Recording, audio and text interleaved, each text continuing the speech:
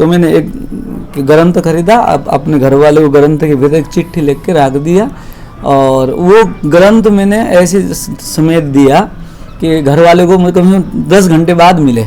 अच्छा। तो जब ग्रंथ दिया उनको, उसके बाद मैंने एक मतलब ग्रंथ देते 1 घंटे में मैंने रेल पकड़ लिया था। अच्छा, मतलब आपने उनको ग्रंथ पकड़ा कर घर छोड़ दिया? हाँ, रेल पकड़ लिया और डायरेक्ट मतलब मथुरा की मैंने रेल पकड़ा।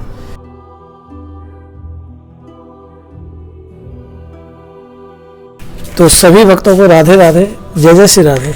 जैसा कि हम नित्य प्रति संतों के भाव आप तक पहुंचाते हैं, बरसाना के परम संत हम आप तक लेकर आते हैं, उन पर श्री जी की कितनी बड़ी कृपा हुई, ये सब हम आपको वीडियो के माध्यम से बताते हैं।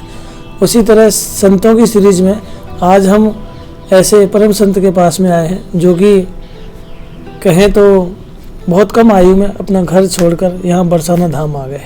श्री जी की बहुत विशेष कृपा है बाबा के ऊपर, और मन किया कि बाबा के भाव भी आप तक पहुंचाए जाएं। श्री जी ने कितनी बड़ी कृपा की है बाबा के ऊपर, और किस रूप में बाबा श्री जी को मानते हैं, और बाबा यहाँ रहकर किस प्रकार लाडली जी का भजन करते हैं, ये सब हम वीडियो के माध्यम से बताएंगे। तो चलिए चलते हैं बाबा के पास और बाबा के भाव जानते हैं। महाराज जी, सबसे पहले तो राधे राधे, दंडवत सभी भक्तों की तरफ से आपको दंडवत। जय श्री राधे, सभी को मेरा प्रणाम स्वीकार। तो महाराज, सबसे पहले तो हमारे सभी भक्त आपका नाम जानना चाहते हैं कि आपका ब्रज में जो नाम है, जो श्री जी से आपको जो नाम मिला, वो नाम क्या है आपका? इसके पीछे मेरे काफ़ी एक मतलब इंटरेस्टिंग बात यह है कि मेरा नाम न तो मेरे गुरुजी ने दिया, एक स्वतः ही था। मैं लगभग 15 साल की अवस्था में 2003 अपना घर जब छोड़ के आया तो एक महात्मा मिले थे। तो उस समय जैसा भी था, मेरा दाढ़ी मूछ कुछ भी नहीं आई थी, तो बड़े प्रेम से उन्होंने मेरा नाम गोपाल रख दिया। अच्छा। तो यही नाम मेरा ऑटोमेटिक प्रसिद्ध हो गया। घर का नाम तो कुछ और था, और जैसे मैं यहाँ आया तो फिर महाराज जी ने भी, सभी लोगों ने उन संतों के साथ से जब मैं दूर हुआ तो महाराज जी ने के पास भी मेरा ये नाम स्वतः ही पड़ गया। ये मतलब हो सकता है क्या राधा रानी की कृपा है, उनके स्वाभाविक कृपा है। तो ये मेरा यहाँ नाम वास्तविक से गोपाल दास महाराज है। तो बाबा, बरसाना धाम यहाँ कितने वर्षों से रह रहे हैं आप? एक्चुअली मुझे यहाँ हो गया 19 वर्ष। 19 वर्ष? हाँ, बरसाना यहाँ से 2-3 किलोमीटर आगे मैं लगभग 12 साल रहा हूँ, 5-7 किलोमीटर। 12 वर्ष रह करके वहाँ मैंने अपने गुरुजी के सानिध्य में उनकी सेवा सुसज्जा किया। तो 12 वर्ष में जब उनका शरीर पूरा हुआ, तत्पश्चात विचार आया कि मैं अब नित्य यहीं रहूँगा।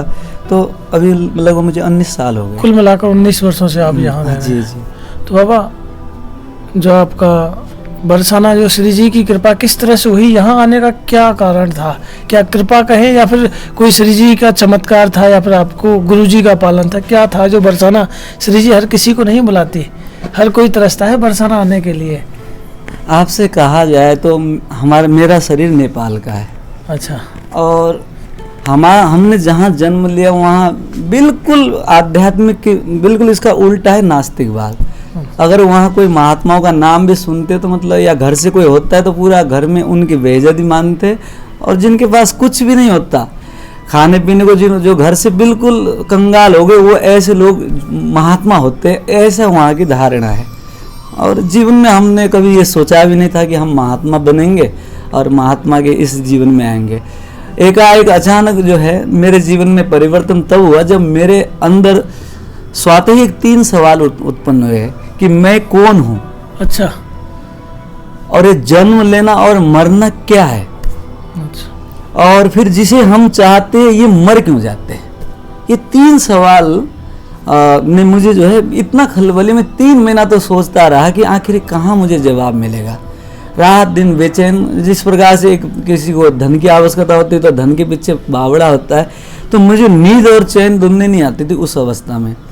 तो संयोग से मैंने अचानक एक दिन जो है, जैसे मैं लिखता था छोटी अवस्था में, पढ़ा लिखा में बहुत नहीं था, लेकिन एक अपने विवेक मेरा बहुत अच्छा था उस समय भी। तो मैंने एक ग्रंथ खरीदा, अपने घर वाले को ग्रंथ के भीतर एक चिट्ठी लिख के रख दिया, और वो ग्रंथ मैंने ऐसे समेत दिया कि घर वाले को कम से कम 10 घंटे बाद मिले। अच्छा। तो जब ग्रंथ दिया उनको, उसके बाद मैंने एक मतलब ग्रंथ देते 1 घंटे में मैंने रेल पकड़ लिया था। अच्छा, मतलब आपने उनको ग्रंथ पकड़ा कर घर छोड़ दिया? हाँ, रेल पकड़ लिया और डायरेक्ट मतलब मथुरा की मैंने रेल पकड़ा। यहाँ कोई जानकार नहीं था, सभी अनजान थे। अब करता भी क्या, मैं संयोग से केवल थोड़ा बहुत लेक्चर सुनता था कृपालु जी के, उस समय 2003 की बात है। 2003। तो उसमें आया, मैं श्याम धाम था, तो दोपहर को लगभग 10-11 बजे थे। मैंने बोला मैं तो ऐसा है कि आध्यात्मिक खोज के लिए आया हूँ, महाराज जी मुझे अपने शरण ले। तो संयोग ऐसा हुआ कि उस समय महाराज जी मुझे वहाँ से सूचना प्राप्त हुई, वो यूं क्यों गए हुए, बोला 4 महीने बाद आए। तो मेरे पैर से जमीन खिसक गई, क्योंकि मैं मात्र 1000 रुपये लेके आया था। और मैंने सोचा अब क्या होगा, नया शहर, एक तो उम्र छोटी, अब कहाँ जाए किधर जाए, ऐसे इस विचार में मैं जो है ठाकुर जी को, जो भी जिस भगवान को मानता था, मैं मन ही मन प्रणाम कर रहा था और सड़क में लेट गया कि ठाकुर अब तुम ही जानो क्या करना है। तो भगवत कृपा ऐसी होती है कि उसी में एक महात्मा आता है, वो महात्मा पूछते ऐसे कैसे लेटे हो, तो उन जैसे पूछा तो मुझे अवसर प्राप्त हो गया कि मैं कुछ सवालों का जवाब दूं। तो मैंने उनका पूछना हुआ, मैंने सभी जवाब इकट्ठे दिया। तो उन्होंने बोला चलो मेरे साथ। संयोग ऐसा हुआ उनके साथ हमारे जो भी हो, कुछ दिन का ये संयोग था, उन्होंने मेरा नाम गोपाल, तो वो ले आए थे मेरे गुरुजी के पास। अच्छा। तो गुरुजी के पास जैसे आया तो गुरुजी ने फिर मुझे यहाँ दीक्षा शिक्षा इत्यादि दिया। पर मैंने कभी ये सोचा नहीं था कि हम महात्मा बनेंगे, क्योंकि हमारा खान पान रहन सहन पूरा जंगली। नेपाल में भी क्या होता है, एक धार्मिक क्षेत्र होता है। हमने जहाँ जन्म लिया वो पूरा का पूरा जो है अभी भी मतलब ऐसा समझ लीजिए आदिवासी एरिया, जंगल के पशु पक्षियों इत्यादि में से अपना आहार विहार करने वाले। तो बस ये मुझे नहीं पता कि कौन कैसे आया हूँ मैं, क्या हुआ, न मेरे कोई संस्कार, न कोई साधु संग था ऐसा, न किसी प्रकार के मेरे भजन साधन था। तो मैं इसको सीधा सीधा एक ही बात मानता हूँ कि भाई राधा रानी की कृपा है, जिसके कारण यहाँ तक मुझे उन्होंने अपने शरण में लिया। तो बाबा जैसे 19 वर्षों के दौरान परिवार से कोई भी संपर्क नहीं है। मेरे गुरुजी ने एक बार मुझे बीच में बुलाया था कि बेटा जब संन्यास लेते तो अपनी माता से भिक्षा लेने जाना होता है। अच्छा। तो 7-8 साल के बाद थोड़ा सा उम्र भी हो गई थी उसमें 20-22 की, तो मैं गया अपने गांव, नेपाल गया जी। अच्छा।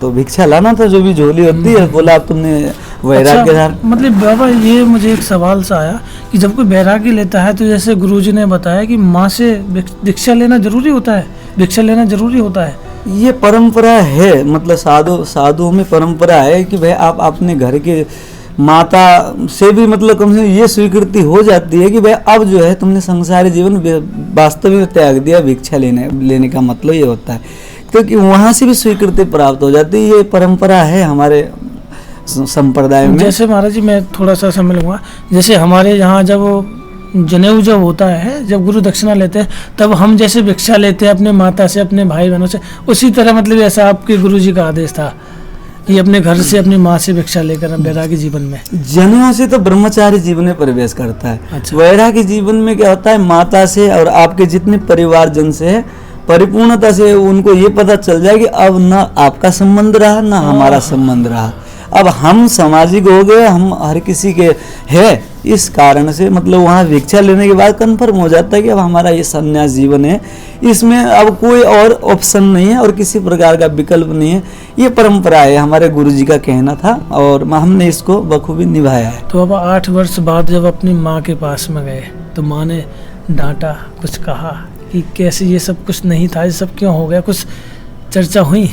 चर्चा अब क्योंकि ठाकुर जी कृपा से हम मतलब जैसे भी थे उस गांव में, तो हमारा एक माना हुआ परिवार था।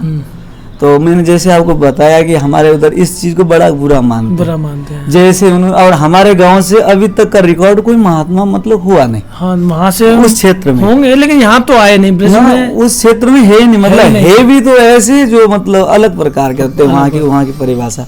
तो जैसे लोगों को पता चला इसने तो ये वहाँ की भाषा में जोगी बोलते, जोगी हो गया। पूरा गांव आया था आपको देखने। हाँ, गांव आया और गांव के सभी रोने लगे। पूरा गांव जितना भी 100-200 घर की बस्ती थी, जब दौड़े नहीं उतने पहाड़ में गाँव, तो 200 घर की बस्ती है हमारा गाँव। पूरा गांव के जितने भी महिलाएं थी, वहाँ की मतलब बच्चियाँ थी, छोटे छोटे सब आगे मैंने देखा, सभी रोने लगे कि ये क्या हो गया। कारण ये कि मतलब इसका तात्पर्य है कि भाई जो आदमी ने अपना जीवन स्वतः ही खराब कर दिया। तो माता तो अब स्वाभाविक ही रोना धोना, और बहुत प्रयास करा मुझे रोकने का। बहुत मैंने फिर अपनी ओर से जिस प्रकार से बोला कि माता जी मेरे कर्म ऐसे प्रारब्ध के ना आपके हाथ में ना मेरे हाथ में, मैं कोई ऐसा, अब जिस प्रकार से मैंने तसल्ली दिया 3 दिन रुका मैं अपने घर। तो अब जब आपका जो जो था वस्त्र यही थे वस्त्र हाँ, थे? मैं मतलब स्वाभाविक इसी में गया। अच्छा। और इसी प्रकार गया, तो इसीलिए तो लगभग उस गांव के साथ साथ आसपास के 4-5 गांव के लोग, जो मतलब सभी तो नहीं आए, लेकिन उस गांव के बालक से लाके बूढ़े तक लगभग सब आए। और मैंने भी उस समय काफी कड़क नींद में था, वहाँ एक गांव में मंदिर था, वहीं गया, तो पूरे गांव के लोगों ने लगभग, जैसे मैंने समाचार दिया कि मैं भिक्षा करने आया हूँ, तो जिस प्रकार जिसके पास होता था, किसी ने कुछ मुझे दिया। भेंट प्रदान करा, और सभी रोने लगे। पूरा गांव में एक प्रकार से मातम सा हो गया कि ये क्या हो गया, क्योंकि एक अच्छा परिवार होने के कारण हमारे परिवार की वहाँ इज्जत थी, और किसी को ये नहीं होता था कि इस प्रकार से ये हो जाएगा। और उनके अपने दिमाग ये था कि ये जो है जोगी का मतलब बहुत बुरा, ये कैसे हुआ, और तो सब ठीक है। तो परिवार में कितने लोग थे? हमारे परिवार में हम 4 भाई, 1 बहन, हमारी माता, ये है फिलहाल तो। अच्छा। बाकी तो फिर वो तो आप संसारिक है। तो अब आपकी वैसे एजुकेशन की बात करें तो बहुत है, लेकिन पढ़ाई कितनी थी जब आपने घर छोड़ा था? एक्चुअली मैंने अपने जीवन में पठन पाठन नहीं करा घर में। अच्छा, आश्चर्य, स्वतः ही घर का अध्ययन था आपका? सोते ही मतलब 1-2 क्लास के बाद मेरी एक बचपन से रुचि ऐसी थी, न जाने क्यों, धार्मिक ग्रंथ में प्रवृत्ति और सवालों में मैं काफी डीपली लेता था। मैं कौन हूँ, कोई भी एक बात होती है तो काफी मतलब आपने अपना अध्यात्म एक तरह से, हाँ, स्वाभाविक ही थी कि आत्मा क्या है, परमात्मा क्या है, और मैं कौन हूँ, क्यों जन्म क्या है, मरण क्या है, यहाँ इतना कुछ होने के बावजूद भी दुख क्यों है, इस दुख की निवृत्ति कैसे होगी, क्या उपाय है। आदमी के पास तो बहुत कुछ होते हुए भी ये क्यों मतलब अशांति है, क्योंकि मैं अपने ये एक डीपली चिंतन करने की, इसको आप मेरा संस्कार मानिए, एक बचपन से था। मुझे, आपको आश्चर्य होगा, मुझे अपनी माँ का दूध पीते हुए लड़ाई करते थे अपने भाई से, ये तक याद है। तो ये पता नहीं है कि आप गॉड गिफ्ट कह सकते हैं इसको। तत्पश्चात मैंने परिवार छोड़ने के बाद यहाँ गुरुजी के सामने में पठन पाठन करा, इंग्लिश इत्यादि की शिक्षा लिया, गुरुकुल में जाकर व्याकरण पढ़ा, संस्कृत पढ़ा, भागवत इत्यादि सभी लिया। पर घर में नॉर्मल में कोई पठन पाठन, क्योंकि उम्र भी छोटी थी, कोई खास नहीं करा मैंने, पढ़ने का कोई कहा नहीं। पर यहाँ आगे जैसे फिर बड़ा जिज्ञासु हुआ तो पठन पाठन में ध्यान दिया। तो बाबा, जैसे आपने वैराग्य जीवन लिया, गुरु की दीक्षा ली, तो लेकिन जो ब्रज में आकर जो आनंद महसूस किया, घर वाले सोचते हैं पता नहीं कैसा होगा, लेकिन आप इस समय कितनी मस्ती में श्री जी के शरण में जो आनंद ले